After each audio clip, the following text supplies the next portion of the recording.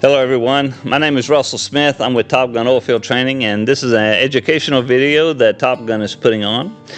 We're going to do a video on reheading, and while we're doing the video we're going to talk about a couple of things like called a weak point, which is actually what we're doing, building our head with so many armors. We're going to talk about if we can use inner armors, and why we can or why we can't. We're going to talk about what a pullout is. What is our tension going to read in our truck depending on our depth? So these are some things we're going to talk about while we're doing this rehead. So join us, sit back, and hope you learn something. Okay, so we're getting our equipment together. We're going to get our cable, and this is just a piece of cable. Make sure you get the end ground down so you can slide that fishing neck on. It's really important that that thing will fit on there. A lot of times when you cut it with the line, it'll flare the end, so make sure you get it ground down. But make sure you grab the right cable end, not the cable end you cut off, so you'd be wasting a lot of time if you got the wrong cable end. But what we're going to do is kind of measure, usually from the tip of our finger down to the elbow, if we can kind of see what I'm trying to do there. It's about, I would say, 20 inches or so, but that's usually where we like to start, and we'll put that in our vise. We will grab some black tape, and what we're going to do is just wrap it around maybe an inch above the vise itself. We got a couple of angles with our camera, and you'll see what we're talking about here, but just wrap it around nice and make it thick. And so we're going to slide our brass bonnet on there, so make sure the holes are down, but you'll see this thing slide on down, and there you go. All right, so we're going to change the camera angles a little bit, but what we're going to do is start pulling our armors down. Now we're going to pull the outers first. I think there's 18 armors in this thing, so what we're going to do is pull 2, skip 2, pull 2, skip 2, pull 2, skip 2. Now I want y'all also, guys, this is not something that it has to be perfect. If you miss a hole or if it's not perfectly right, it's no big deal. It's not that critical. The key is when you pull it through the holes, make sure you get all the slack out of that armor. I kind of push it in with my thumb a little bit, because when you slide it into the cone itself, you want it to fit in there and not be all flared out. So, but we're going to just start pulling these armors down. Now we're taking the outer armors, and we're going to get them pulled. And like I said, it's kind of hard to see on this video because we just happen to be on the back side of where we started. But we're going to clip it at the bottom and make sure that the flares are sticking out because you don't want it to come back out of the hole. The actual cone where the washer fits over the top where it bevels, that is a actual contact piece. Some people believe it's in the hole, and it's not. They told me it's right there between the washer and the top of the brass cone, so that's where the fitting's at. Now what I would like to do while he's doing this, let's talk a little bit about what we call a weak point, and that is exactly what we're building here. We are going to decide how many armors we're going to put into this rehead. Okay, what you're seeing on the screen now is a chart that I pulled from the Kamesa book, but it shows 9/32 line. There's a couple of 9/32 line, but I'm using the top one. We need to know a couple of things. So the first thing we need to know is what is our working strength that we can work with. And if you look maybe the third or fourth one over, you'll see it says working strength is 5,100 pounds. So we know that number because that's the number we can't pull no more, because if we pull more, then we start worrying about destroying our conductor on the inside, and we darn sure don't want that. Another number we need to know is the armor braking strength. That's very on the far right hand side. So what does each armor break? And I think it says 393, so that's a number we need to know. And the last one we need to look at is our line weight. How much does our line weigh at every 1,000 pounds? And I think on the chart it shows 152. Now I just know of a buoyancy factor for fresh water it's roughly around 135. So if you can remember that, but 135 is the number we need there for our line weight, because depending how deep we are, will we determine how much our line's going to weigh. So anyway, so that's what that chart is. All right, now what's on your screen is a little chart or diagram kind of showing how we figured this. So it's what we call a rehead calculation. So the first thing we need to do is look at our working strength. So we know 5,100 pounds is the maximum we can pull, but we have to account for the line weight. And the deeper we go, the heavier our line gets. So we got to account for this. Now, we're just going to use 10,000 feet, easy number because everything times 10. So if we know our cable weight is 135 pounds per thousand in water, times 10 would be 1,350 pounds. So we need to deduct that from our 5,100 because we've got to account for it. Another thing that some people do and some people don't, but they account for their tool weight. Now, I'm not a big person on counting tool weight because if I get stuck, my tool is not pulling on me anymore. It's actually stuck. So I don't count it, but some people do. If you do count it, you'll just pull out a little bit sooner. It's no big deal. You'll just be that much more safer. But if we did use tool weight, we need to deduct that. So we put in there 250 pounds. So if we deduct our 1,350 and our 250 from our 5,100, we would come up with 3,500 pounds. And that's what we need to make our weak point to that we're building right now. Now, I can't make it exactly 3,500 because each armor pulls 393 pounds. We got that off our chart. So all we're going to do is divide that by 393, and our calculation comes up to 8.9 armors. Now, all this calculation is based on brand new line, because as line wears out, it gets weaker. But we're just going to keep it at brand new line. So 8.9 armors, we always roll down. You round down, so the most armors we would use would be 8 armors. So right now, this is what we're reheading to. We're going to go at 8 and 2, so we're reheading 8 outer armors and 2 inner armors. Okay, this other chart we put on is a pullout calculation. Now understand, a weak point and a pullout are two totally different things. Our weak point is our cable head. That's our 8 armors or 8 and 2 that we're figuring, okay? Now a pullout is going to be different because a pullout will be the weak point plus wherever we're stuck and whatever our line weight might be at that point. Now, we also are reheading 8 and 2. Just because we're using 2 armors doesn't mean that it's going to pull on our weak point, because it's not.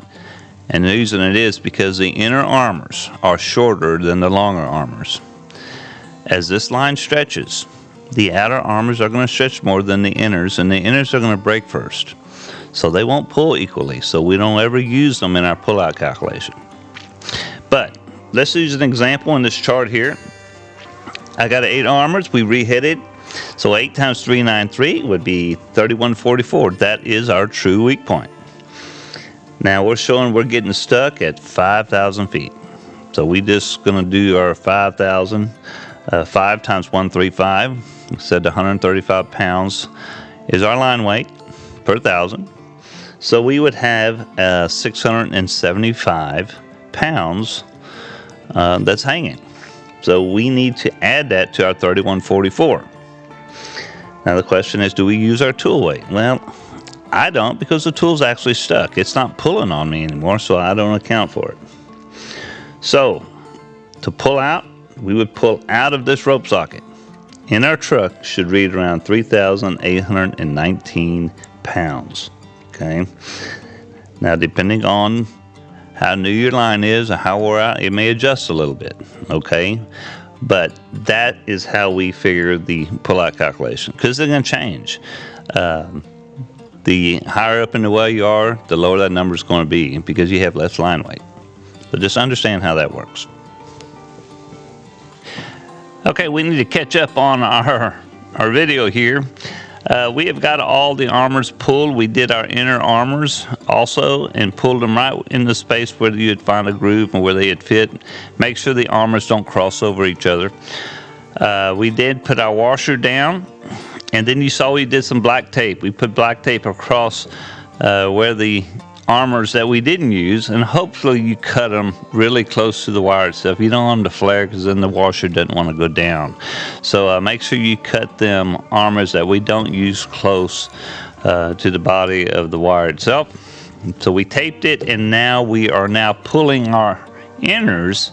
We want to make sure the inners that we don't use, we're going to pull them down across the tape, and I usually pull them down and get them kind of close and kind of turn it to the side a little bit where it flares a little, just so you can easily cut it. But what we're wanting to do is make sure them inner armors don't stab our conductor when we put it into the tube.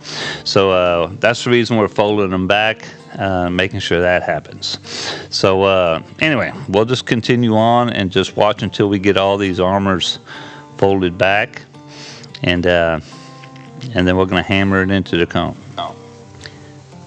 Okay, so we almost got this done. I got a few more. I'm not the fastest reheader in the world.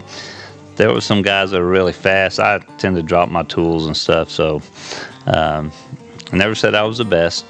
We had a guy that was a operator that would fold all the wires a little bit to the side, and he can count them all out.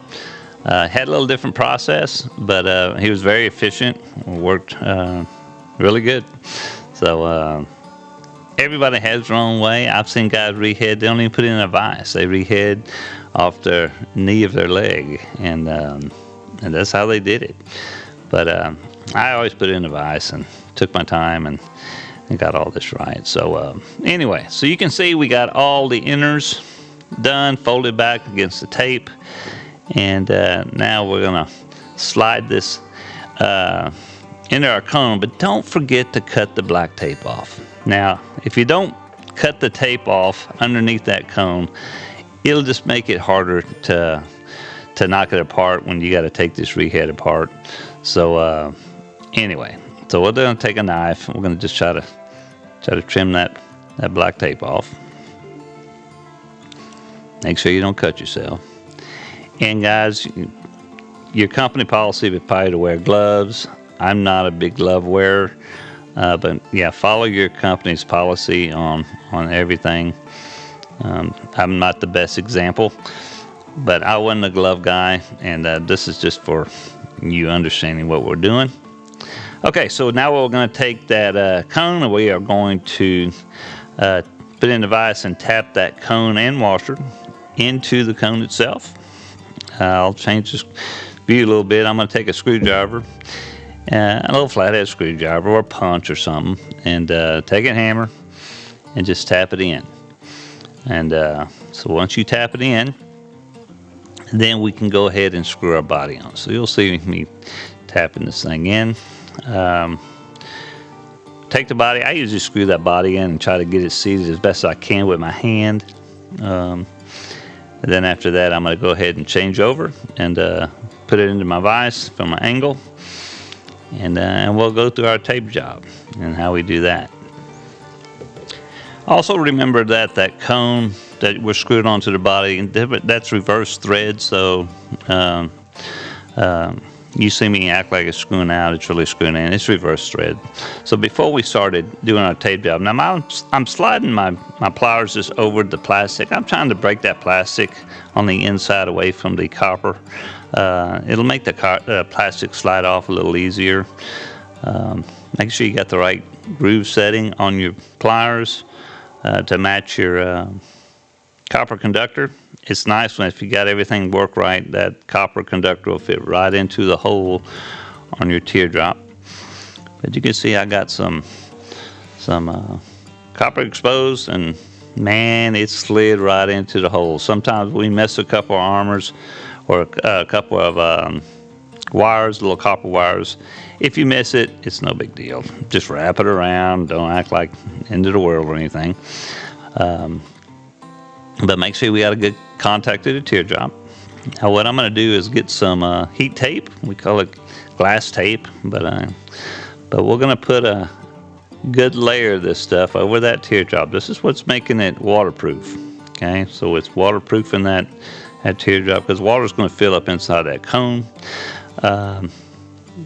We also recommend pumping that cone full of grease after you get this done. It would definitely help if you had a galvanic corrosion issue with some acid getting in there, something of that nature. But we're going to show a really good tape job that if we were going into a well with a high temp. That red tape there is some high temperature tape we put on there. Cut a piece off. That red tape is real stretchy, so it has a sticky side. So you'll peel off the sticky side, and we'll start it, wrap it around, and give it an extra layer of protection on our teardrop. And you kind of see how I'm wrapping it now. A lot of guys want you to wrap in the direction of the way the teardrop spins, but it's not that crucial. If that teardrop's put together right, everything will be fine. So we're putting together this red tape, and I'm just wrapping it around nice and tight. It stretches really good, but it sticks too. And then I'm gonna get my glass tape again. I usually put another layer of my heat tape or glass tape over it. And make sure, guys, you get it good around the wire itself, the conductor wire. That's where the leak is going to come from, probably from that side in, if it was the leak. So make sure you get it good and taped there. Now, I've seen guys really pile on the tape. I don't know how necessary it is to really pile it on, but the key is just making sure it's nice and done. Okay, so we got it taped up. This is where you could put in grease in your grease head. You could just fill it full. You can squeeze it in there. Make sure the threads are all the way out on the cone side. You'll see what I wanted to do is get everything started. Instead of twisting that wire, I usually corkscrew it a little bit, get it in there, and then I'll just twist the body. And that way I'm not spinning that head and putting more twists in the wire if I can help it. The wire didn't want to, or the cone didn't want to take there, so I kind of undid it and started again, and got everything going. And you can kind of see how this thing is working out. You may have a couple of turns to make on the end to make it all even if it wasn't perfectly even.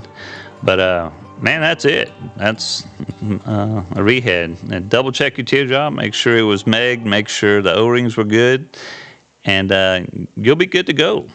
I don't see no issues with none of this. So hope this helps. If y'all got any questions, be sure to put in the comments. Tell me what you think. So we'll talk to y'all later.